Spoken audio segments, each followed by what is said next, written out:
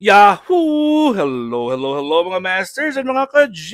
Good morning po sa inyong lahat dyan sa Pilipinas at sa buong Asian countries. At kung saan ka mang lupalop ng ating daigdig, ay hayaan niyo muna kami ni G. The green girly cutie patuti iguana. Nabatiin po kayo ng good morning, good noon, good afternoon, good evening at good night na po sa mga ready na matulog. Ayun, memorize ko na po yan. Yun ang aking sinasabi araw-araw. Right?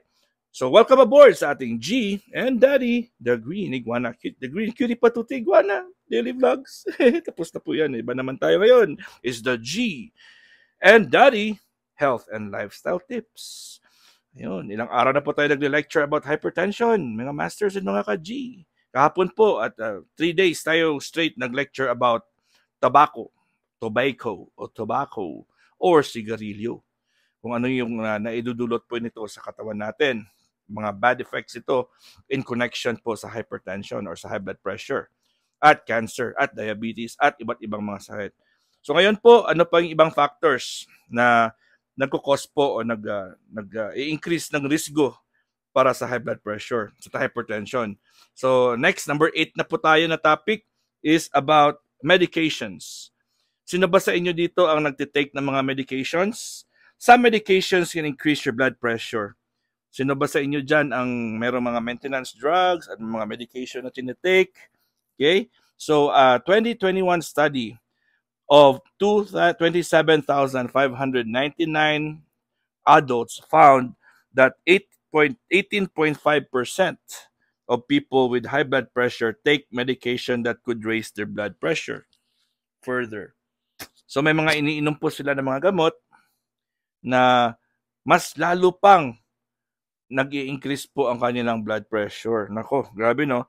Medications that might increase your blood pressure include, ito po tingnan niyo po kung meron kayong mga ganito, kasi yung mga nakalista po dito ay malaki ang kanilang chance, malaki ang kanilang effect sa or factor sa pag-increase ng inyong blood pressure. Ang pinakauna sa lahat, ito po, steroids. O, sino ba sa inyo dito ang may mga nagtitake ng steroids? Isa sa mga very common steroids po na tinitake natin for granted ay ang ating puff, yung mga asthma puffs. Di ba? Maraming mga sa atin dyan, may asthma, nagpa-puff lang, gano'n. Yun. So, yun po ay magkukos po, nakaka-ano din po yan, nakaka-increase ng blood pressure. Ito naman, aside sa steroids, may mga gamot natin yung tinatawag na NSAIDs or ang non-steroidal anti-inflammatory drugs. So, merong mga gamot dyan na gamot nila sa mga sakit, yung mga pain. Pag tinignan po, sinasabi nila na NSAID daw or non-steroidal anti-inflammatory drugs. Yan din po ay makakapag-cause din po ng high blood pressure or hypertension. Okay? Decongestants. So, decongestants, yung mga yung dito, halimbawa, congested ka na po sa iyong breathing. Para mag-clear po yung inyong breathing, ay umiinom po sila or nagtitake po sila ng mga decongestants para ma-avoid po ang congestion. Decongestants po yan. Ang next is antipsychotics. Ang sinasabi nating antipsychotics, yun yung mga prescribed medications po sa ating mga pasyente na merong psychological or psychotic problems. So mga mental, di ba? So pwede naman po yan, yung iba, mga relaxants po nila, antipsychotic. So mga usually ang may mga natin yan, yung nasa mental hospitals o yung iba ay nagsisik po ng medical ng psychiatrists, yun di ba? So usually ang binibigay sa kanila psychotic medications po yan. Grabe, makakos din po yan ng increase sa ating blood pressure. So ito, third, ikalima is birth control. Birth control pills. So sa mga nagtitake po dyan, long term na, kasi ayaw nilang mabuntis. Or meron din po kasi sa iba na dito sa US, maraming nagtitake ng birth control pills kahit walang partners dahil po ay diniregulate po ang kanilang menstrual cycle. So sa iba po ay hindi po dinadatnan ng menstruation. So, kailangan nagtitake po sila ng birth control pills para regularly po dumating ang kanilang period, ang kanilang regla. Okay? So, yun po ang mga iba't ibang mga gamot. So, number 1 is steroids. Number 2 is non-steroidal anti-inflammatory drugs or tinatawag nating NSAIDs. Anong likot ng G natin ngayon? Sorry. Kakainin ko yung mukha mo mamaya. No? Di ba? That is girl, it's so pretty. Decongestants, di ba?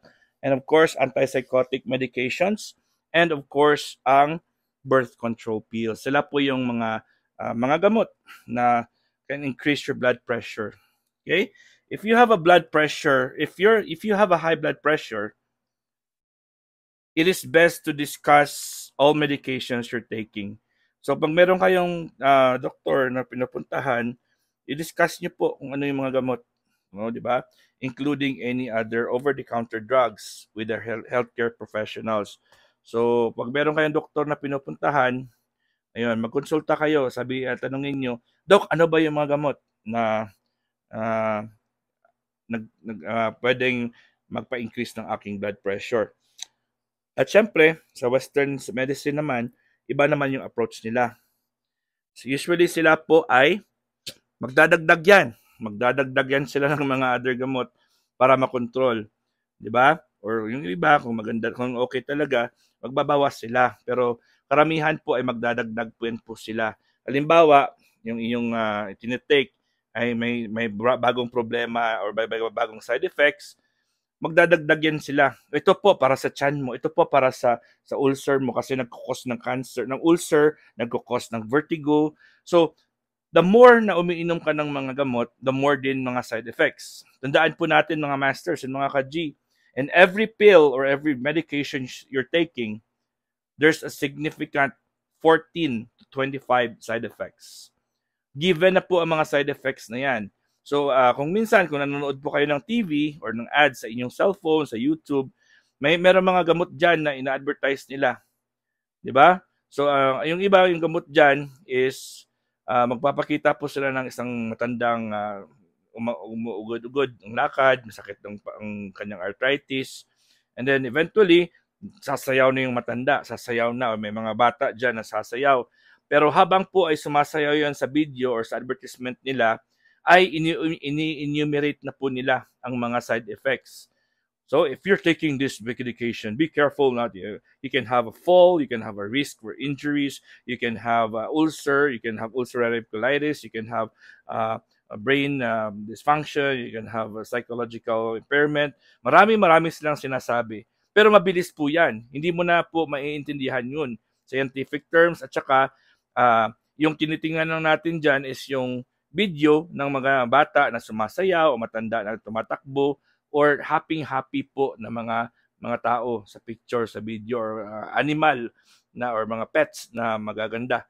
Pero behind that ay ini-enumerate na pala nila ang mga possible side effects kung iinumin mo or tinitake mo ang gamot na yan. Pwede kang mag-commit ng suicide, pwede kang maaksidente sa pagmamaneho, pwede kang magkaroon ng ulcer, pwede kang magkaroon ng rashes or mga katikati, pwede kang magkaroon ng cancer, pwede kang magkaroon ng risk for abortion. Ang dami po silang sinasabi dyan. Pero unconsciously, hindi natin yan naririnig dahil po ay may pinapakita po silang mga video na pleasing to the eyes, na pleasing talaga sa mata, kaya hindi natin minamind yung sinasabi or pinapabilisan nila yung pagsalita. Ganun yung sinasabi nila. Paano mo maintindihan yan? Kasi mabilis, di ba? Kaya be careful po kung ano mga tinitake natin. Not all medications po are safe because not all diseases are curable or maintainable by medications. So let's still go back sa ating lecture noon. There are 3 major factors that keep us alive. First is oxygenation. Second po is nutrition. And third is sleep and relaxation. So tatlo po yan. I-scan nyo lang po. Replay nyo po ang mga videos na aking na lecture for the past 3 months or more. Matagal na po ako nag-lecture. Pero this time po ay siniseryoso ko na. Everyday meron na tayong starting October ay nagdiretso na tayo. So it means that we are already on our 19th day of lecture. Diba? Kasi po ay tayo ay nag-straight na po. Diba? Starting October 1 ay nag-G and Daddy Health and Lifestyle Tips na po tayo. Diba? Yun na po yung ating lecture. So, ayun po. Ako po ay labis na nagpapasalamat sa inyong lahat dahil po kayo ay always nandyan. Ang aking G, syempre. Ayun very, very pretty, very, very good girl. And of course, very loving po yan kay Daddy. Ayan, dyan lang po yan. At ihintayin na po matapos kasi sabi ko sa kanya, be a good girl kasi mamaya magkakaroon ka ng strawberry. Really, you wanna eat strawberry, baby? Strawberry, grapes, or what do you want? Mango? Diba? So, yun po. At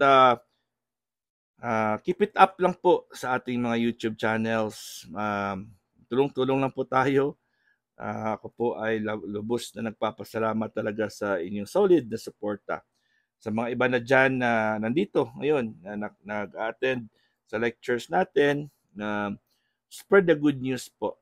I'm not just for the views.